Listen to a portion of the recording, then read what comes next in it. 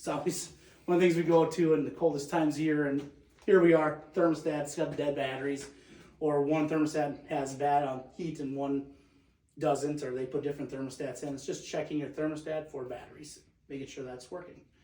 Then we come down here, we're seeing how does that all respond down here. And then Dave, take us through a few of these items that we have sitting up here that commonly we see go out or have different signs of functions of why the house doesn't heat up all the way. Big thing is the thermostat actually sends that signal down to zones. So this boiler actually has multiple zones. So typically you'll see more than one thermostat inside the house. So that actually sends a signal to actually turn the boiler on.